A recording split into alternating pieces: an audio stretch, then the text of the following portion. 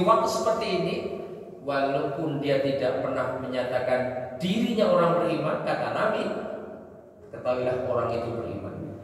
Dan kita sedang berkumpul dengan orang-orang yang terbaik.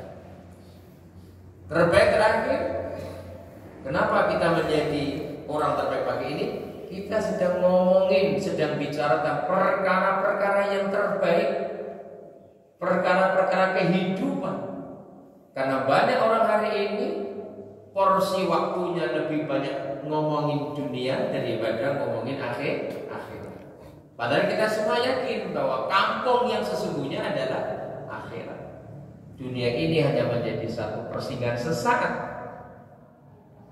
Karena itulah kita bersyukur. Nah, kemudian selawat dan salam mudah-mudahan Allah tetapkan atas baginda Rasulullah Muhammad SAW kepada keluarga, para sahabat dan kita sekalian yang senantiasa istiqomah dalam mengikuti sunnah-sunnahnya ila yaumil qiyamah. Amin ya rabbal alamin. Bapak Ibu, saya berterima kasih sekali lagi kepada Takmir Masjid Al-Munawwarah di tengah rihlah dakwah saya berkesempatan untuk memanfaatkan pagi ini saling mengingatkan dalam kesabaran ketakwaan. Dalam kultum singkat ini saya akan sampaikan nanti sebuah hadis yang tadi sudah saya sampaikan di awal itu di mukadimah, yaitu tentang arahan Rasulullah. Ini kita diajarkan bagaimana menjadi sebaik-baik makhluk. Nabi pernah menanyakan sesuatu kepada para sahabat. Apa yang ditanyakan Nabi? Hai para sahabat, tahukah kalian siapa orang yang paling afdal di mata Allah? Dan siapa orang yang paling sukses di mata Allah? Jadi cara Nabi mengajarkan itu kadang-kadang melemparkan pertanyaan. Itu metode pendidikan Nabi. Tapi para sahabat itu orang-orang yang adabnya tinggi. Tidak ada satu sahabat pun itu yang ketika ditanya Nabi langsung menjawab begini-begini, enggak. Jawaban yang paling umum mereka mengatakan Allah dan Rasulnya yang lebih tahu. Itu adab para sahabat. Barangkali ada sudah ngerti sahabat, tapi mereka tidak pernah lancang menjawab, mendahului Allah dan Rasul. Setiap pertanyaan yang diajukan Nabi, pasti mereka menjawab Allah dan Rasulnya yang lebih tahu. Saya ulang, baginda Nabi pernah bertanya, tahukah kalian siapa orang-orang yang paling afdal, paling utama di mata Allah dan yang paling akyas, paling cerdas di mata Allah? Maka di dalam matan hadis itu Nabi menjelaskan afdalul mu'minina ahsanuhum khuluqan. Orang mukmin yang paling afdal dalam pandangan Allah adalah orang-orang yang paling elok, paling bagus akhlaknya. Jadi kalau ingin berebut keutamaan di mata Allah, ini Pak. Afdalul mu'minin ahsanuhum khuluqan. Sebaik-baik mukmin di mata Allah yang paling bagus akhlaknya. Kemudian wa akyasuhum, orang yang paling cerdas tentu di mata Allah. Ahsanuhum lahu isti'dadan, yaitu orang-orang yang paling bagus di dalam menyiapkan perbekalannya sebelum kematiannya. Itu orang yang paling cerdas. Sebelum kita kupas lebih lanjut hadis ini, kadang-kadang kita sebagai orang tua sering menanya kepada anak. Ya sebenarnya nggak salah sih, tapi ada yang mungkin terlupakan. Mudah-mudahan usahamu sukses. Mudah-mudahan urusan duniamu sukses. Mudah-mudahan belajarmu sukses. Tapi jarang ada orang mendoakan anaknya mudah-mudahan akhir kehidupanmu sukses. Mudah-mudahan kematianmu sukses. Ada nggak di antara kita kalau mendoakan anak mudah-mudahan kematianmu nanti sukses? Nah, hampir nggak ada. Yang rata-rata mudah-mudahan hidupmu sukses. Padahal sesungguhnya kesuksesan hidup itu kalau dirangkai bukan pada awal, bukan pada tengah, tetapi pada penghujung kehidupan. Jadi kalau ingin melihat orang sukses itu jangan lihat di awalnya, jangan lihat di tengahnya, lihatlah di ujung kehidupannya. Jamaah rahimakumullah, sering kadang-kadang kacamata kita ini mengecohkan kehidupan kita ini. Ada dikatakan orang yang paling afdal, paling mulia itu dalam kacamata manusia itu biasanya standarnya bukan akhlak. Ada yang menggunakan standar kekayaan atau kekuasaan. Buktinya apa? Coba kalau lihat suatu waktu kita menghadiri acara perkawinan, kan nanti di samping ada meja atau ada kursi biasa, kan ada kursi VIP, meja VIP ya. Kira-kira yang duduk di meja kelas VIP itu orang-orang miskin atau orang-orang kelas? Yang kelas kan? Itu. Ini sebenarnya sudah kacamata nggak benar nih. Ya. Padahal belum tentu yang duduk di meja bulat itu, yang buahnya masih ditutup plastik itu, yang minumannya macam-macam itu lebih afdal di mata Allah. Bisa saja orang miskin yang duduk paling belakang, yang bapak taruh kursi paling ujung itu orang yang paling afdal. Kenapa? Si miskin itu nggak pernah korupsi, Pak. Yang miskin itu nggak pernah tipu-tipu. Tapi karena mata kita kadang-kadang tertutup kabut kebenaran, maka mengukur kedudukan seseorang, keafdalan manusia bukan pada aspek akhlak, tapi pada aspek kedudukan dan kekayaan. Jarang orang miskin kok menghadiri undangan kok duduk di kursi VIP. Itu bisa diusir sama panitia. Mohon maaf Pak, Bapak salah duduk. Terus saya duduknya di mana? Di belakang Pak. Berani nggak bapak-bapak jamaah rahimakumullah kalau nanti punya hajatan gitu menempatkan orang miskin yang berakhlak di kursi VIP? Nggak berani jawab bapak-bapak. Berani nggak mendudukkan bupati atau para pejabat di kursi belakang? Nggak berani. Pasti besok langsung dimutasi pasti. Lah standar Nabi itu bukan itu. Jadi kalau ingin menempatkan melihat orang yang paling bagus, ahsanuhum khuluqan, yang paling bagus. Sekarang ini kita kacau. Orang entah akhlaknya benar atau nggak benar dan banyak nggak benarnya, itu datang saja disambut luar biasa. Digelarkan karpet di tempat macam-macam. Lah orang-orang yang kebetulan tidak punya posisi, orang fakir, orang miskin, tapi akhlaknya bagus, kadang-kadang kita anggap sampah.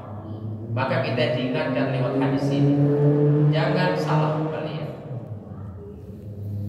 Seorang ulama, seorang yang pakai jubah, belum tentu lebih afdal dibandingkan orang muslim yang biasa-biasa saja, kalau ternyata akhlaknya tidak lebih elok dari si fakir miskin.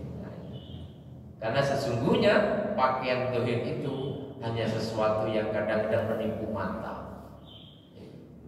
Ini kalau bicara tentang siapa yang paling afdal. Karena itu mari kita berebut menjadi hamba Allah yang berakhlak. Berakhlak kepada Allah, berakhlak kepada manusia, berakhlak kepada sesama, bahkan berakhlak kepada lingkungan atau makhluk hidup. Kalau ada orang hebat buang sampah lewat kaca mobil, orang hebat ya Pak, mobilnya platnya merah buang sampah. Ya.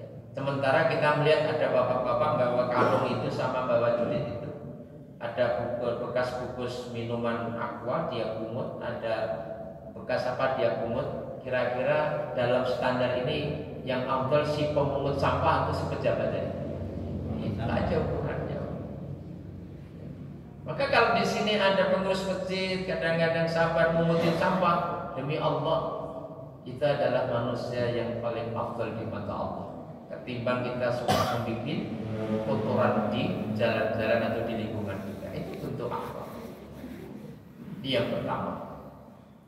Nah yang kedua, poin yang terpenting, wa'at yasuhu.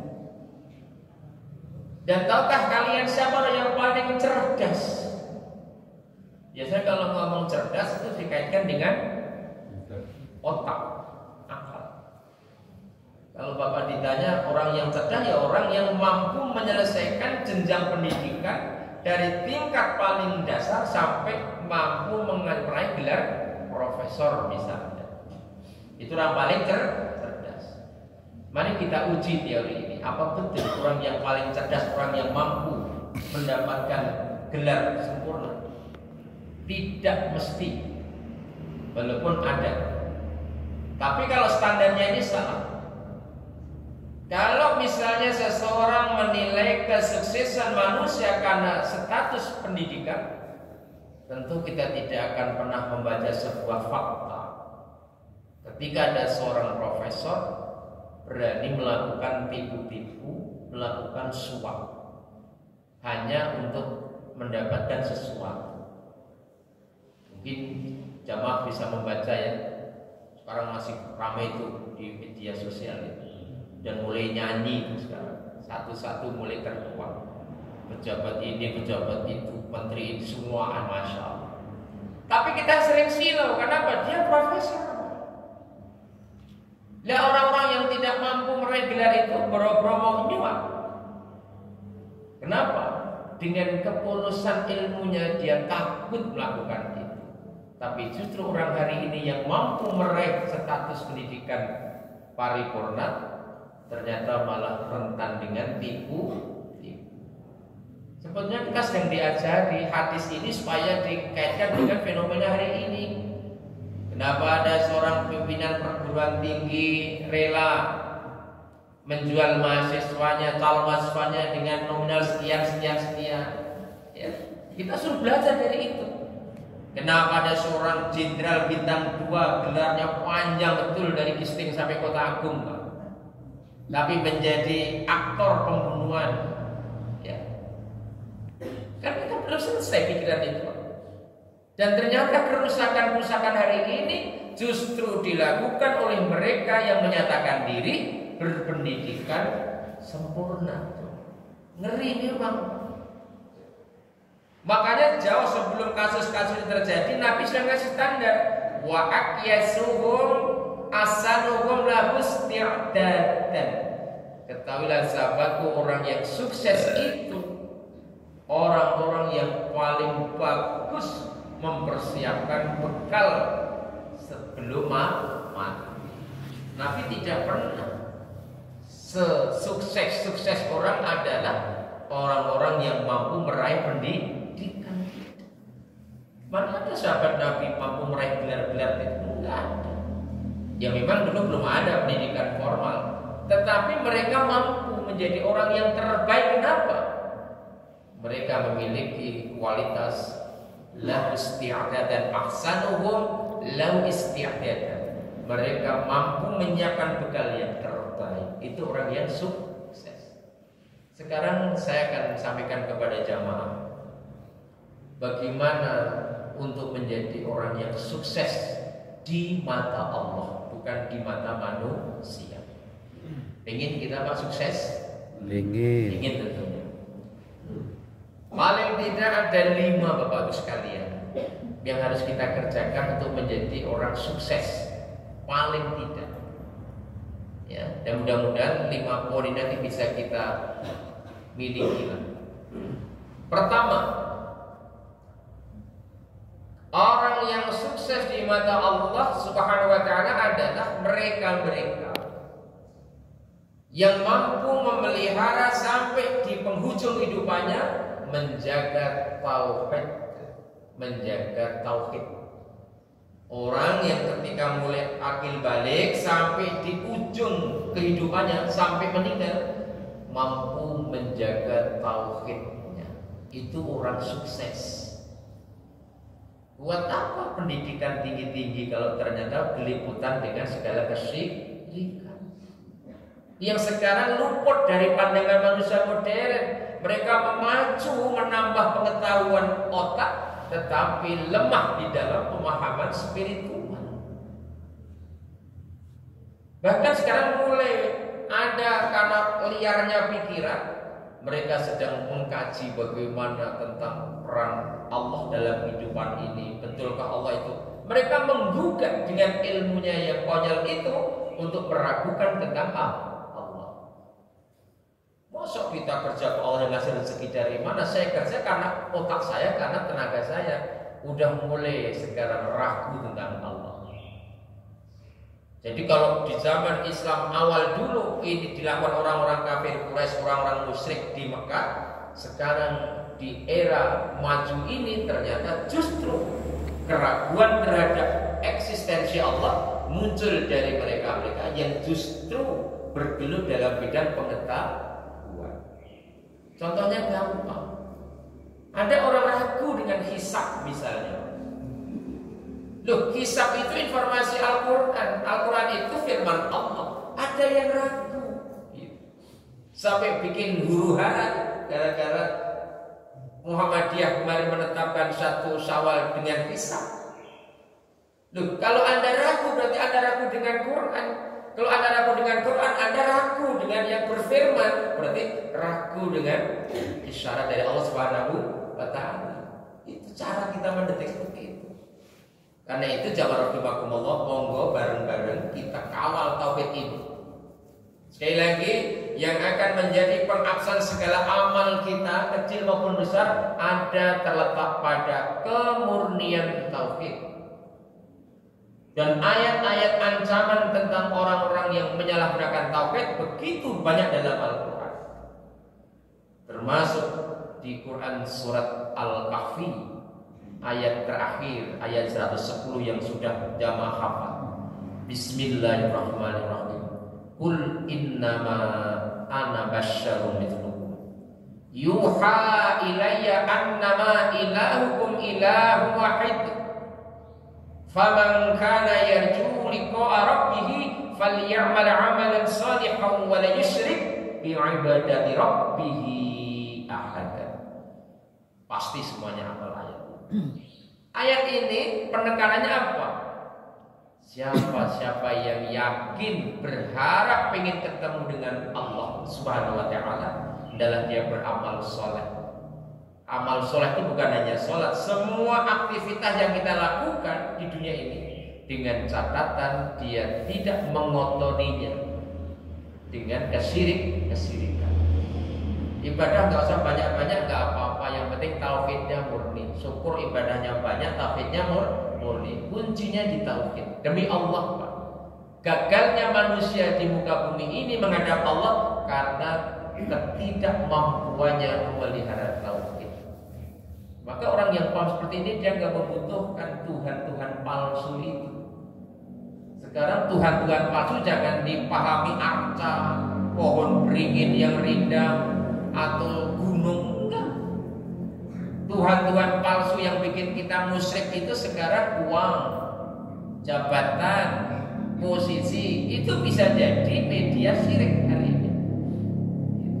Orang lebih takut kepada atasannya daripada Tuhannya, daripada Allah. Orang dipanggil Allah berkali-kali dengan panggilan azan, banyak yang nggak merespon. Coba walaupun jam 1 malam lagi ngantuk-ngantuknya dipanggil atasnya, kalau nggak langsung lompat dia. Itu sudah jauh panggilnya. Ini yang pertama. Nanti ayat terakhir banyak sekali. Yang kedua, jemaah rahimakumullah, orang yang sukses itu setelah dia mampu menjaga tauhidnya sampai akhir kehidupan, orang yang senantiasa menstabilkan hidupnya dengan memelihara sholat sampai di ujung kehidupan. Ini saya menggunakan kacamata Islam, bukan kacamata liberal, kacamata agama. Mungkin ngomongin sholat ini termasuk ngomongin yang zaman begini kok masih ngomongin sholat, terserah. Tapi menurut pandangan Allah, Sholat itu menjadi indikator seseorang menuju kesuksesan paripurna. Bagaimana tidak coba? Term-term di Al-Quran itu ketika bicara sholat, ternyata fungsi manfaatnya luar biasa. Kenapa banyak orang hari ini stres? Kenapa banyak orang hari ini kadang-kadang mengakhiri hidupnya dengan bunuh diri? Ya, karena dia tidak membangun komunikasi dengan Allah Sang Khalik. Quran surat Toha 14, aqimis sholat li dzikri. Tegakkan sholat agar kamu selalu mengingat aku. Apa konsekuensinya? Apa efeknya kalau ingat Allah? Di surat Ar-Ra'd, ala bi dzikrillah tatmainnul qulub. Hanya dengan mengingat aku, hatimu menjadi tenang. Jadi sholat itu bukan sekedar bagian dari rukun Islam, enggak. Sholat itu satu media membangun stabilan hidup. Jadi kalau orang hari ini muter-muter mencari ketentraman itu nggak akan pernah ketemu kalau dia tarku sholat, tinggalkan sholat. Kan ternyata sholat ini sekali lagi, dengan sholat kamu bisa mengingat, kita bisa mengingat Allah. Dengan mengingat Allah hati menjadi tenang. Apalagi manfaat sholat, ternyata di sana sholat itu kalau dikerjakan dengan penuh kekhusyuan bisa menjadi rem, bahkan penolak segala perbuatan maksiat, keji dan mungkar. Kalau sekarang kita sering melihat fenomena atau fakta di lapangan, carut marutnya kehidupan, penderitaan itu ya karena memang kita sedang tidak akrab dengan Allah. Dalam surat Al-Ankabut yang sering dibaca bapak-bapak, innas sholata tanha 'anil fahsya'i wal munkar. Sesungguhnya dengan sholatmu itu kamu bisa mencegah perbuatan keji dan mungkar. Bagaimana sekarang mau menghentikan kekejian dan kemungkaran ketika sholat diabaikan? Tidak sukses dalam rahimah. Yang ketiga, apa itu efek daripada sholat? Ternyata sholat itu menjadi terapi untuk menekan setekan-tekannya, sedalam-dalamnya sifat keluh kesah dan sifat bakhil. Ini kan penyakit hati manusia yang paling dominan dalam diri kita ini, Pak. Jadi dari sekian puluh, kalau Ibnu Arabi mendeteksi 19 macam penyakit hati ya, itu yang paling dominan dua yang melekat dalam diri manusia. Satu, jazura, dua, manura. Satu, keluh kesah ketika diuji Allah. Dua, bakhil ketika diberi kenikmatan. Dan yang bisa membunuh dua virus ini hanya satu.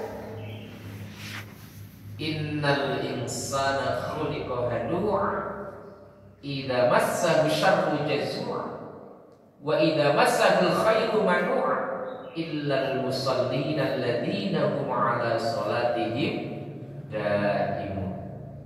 Sesungguhnya manusia itu ada dalam posisi berkeluh kesah. Allah ngerti kan, Allah yang menciptakan kita. Jikalau mereka diuji dengan hal-hal yang tidak mereka sukai, bertambah-tambah keluh kesahnya. Tetapi ketika Allah uji mereka dengan sesuatu yang mereka harapkan, muncul penyakit bakhil dalam diri mereka. Illal musallin alladzina hum 'ala salatihim daimun. Kecuali orang-orang yang menjaga salat secara daim. Daim itu terus menerus. Jadi jamaah rahimakumullah, kalau kita bisa menjaga waktu sholat dengan tertib, insya Allah kita akan terbebas dari dua penyakit ini. Karena itu dalam situasi apapun kita tidak boleh menyepelekan masalah sholat. Ini orang yang sukses di mata Allah. Yang ketiga, siapa orang yang sukses dalam pandangan Allah Subhanahu wa taala? Yaitu orang-orang yang segera menghijrahkan diri dari hal-hal yang tidak baik menuju yang lebih baik, dari hal-hal yang tidak bermanfaat menuju kepada perkara yang bermanfaat. Segera menghijrahkan diri.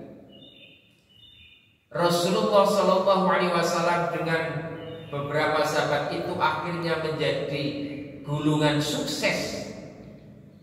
Itu karena keberanian mereka hijrah, melihat situasi Mekah saat itu yang tidak cocok untuk menyemai kebaikan-kebaikan, untuk menanam kebenaran, sementara hijratul makan namanya, pindah tempat.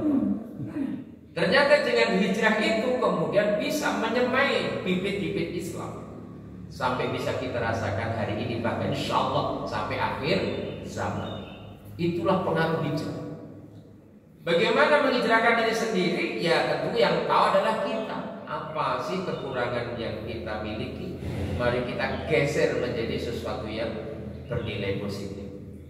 Jadi kalau orang ingin sukses tetapi males hijrah, males menukar dari sesuatu yang buruk kepada yang baik, itu kayaknya tidak akan pernah sukses. Kita hijrahkan cara berpikir kita hijrahkan amaliyah kita. Kemudian yang keempat, apa yang menjadi kunci hidup kita sukses, yaitu menjaga keikhlasan dalam setiap amal perbuatan yang kita lakukan. Menjaga keikhlasan. Jangan sekali-kali kita sudah capek berbuat kebaikan tetapi kita nodai dengan tidak ada rasa ikhlas. Rugi Pak. Udah capek, udah ngeluarin tenaga, ngeluarin dana, tetapi nggak ikhlas, rugi. Bukankah ketika kita bicara tentang 6 prinsip diterimanya ibadah, salah satu adalah ikhlas. Karena ada 6 prinsip dari ibadah diterima Allah. Salah satunya adalah ikhlas. Apa ciri-ciri orang yang ikhlas itu? Saya juga perlu tahu gitu.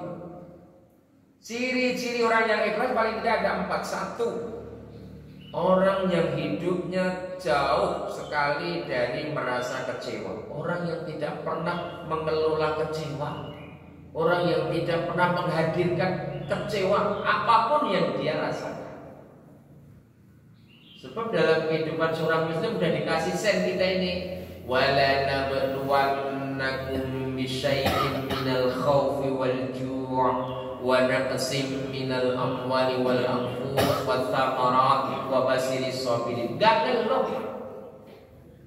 Pernah suatu saat saya masuk di salah satu Indomaret gitu, mau beli sesuatu, tiba-tiba ketemu salah seorang ibu, ya pejabat lah gitu ya. Dulu suaminya punya jabatan lah itu. Setelah saya sampaikan salam, ibu itu tiba-tiba langsung ngomong, ya beginilah Pak Ustadz, nasib suami sedang dinonjobkan hanya bisa beli beras di Indomaret. Saya nggak nanya itu. Demi Allah Pak, ini ngomong ngacos gitu. Ya beginilah Pak Ustadz, karena suami dinonjobkan akhirnya cuma bisa beli beras di Indomaret. Lah, bisa beli beras di Indomaret kok ngelok gitu loh. Kalau ini keluar dari lisan orang yang tidak muslim atau tidak muslimah, ya terserah. Ini seorang muslim pakai jilbab. Ya. Dan ternyata banyak orang hari ini banyak pengeluh Pak. Ya. Gak mensyukuri. Itu tadi orang gak ikhlas. Orang ikhlas itu pokoknya orang yang tidak pernah menghadirkan rasa kecewa. Dikasih enak ya bersyukur, dikasih gak enak cuma bersabar. Sebab apa? Dua-duanya sudah Allah ingatkan. Sungguh aku akan menguji kalian, hei hambaku, dengan apa? Sesuatu. Apa itu bentuknya? Macam-macam. Dari rasa takut yang timbul, kemudian apa? Dikurangi hartamu, digagalkan panenmu, bahkan dikurangi jiwamu. Udah Allah kasih tahu itu. Makanya bergembira hidup ini, nggak boleh kecewa. Itu orang yang ikhlas. Dipuji orang tidak bikin kepala kita besar, dicaci orang tidak bikin kita menangis. Terserah urusan manusia. Ciri yang kedua, orang yang ikhlas adalah tidak bergantung kepada makhluk. tidak bergantung kepada manusia. Karena semua yang kita abdikan, inna sholati wa nusuki wa mahyaya wa mamati cuma lillahi rabbil alamin. Jadi kalau kita masih menggunakan standar penilaian manusia, itu artinya kita belum lolos dari jebakan ikhlas. Pokoknya begitu kita buat kebaikan sudah, yang penting kerjakan yang baik. Hal jazaul Islam ilal Islam. Ar-Rahman itu. Yang ketiga, orang yang ikhlas itu tandanya apa? Orang yang tidak pernah membedakan amalan ini kecil atau besar, amalan ini wajib atau sunnah, sepanjang ada tuntunan dia kerjakan. Itu orang yang ikhlas. Juga ada orang ditanya, berapa kali sebulan kamu sholat malam? Emang nggak terlalu penting, cuma sunnah. Kremen romantik, kremen duha, kremen qiyamul lail. Hanya gara-gara amal itu sunnah, itu belum ikhlas. Orang ikhlas itu nggak mikirin mau sholat sunat atau mau sholat wajib, sepanjang itu ada perintah kerjakan. Jadi nggak beda-bedakan. Itu orang yang ikhlas. Yang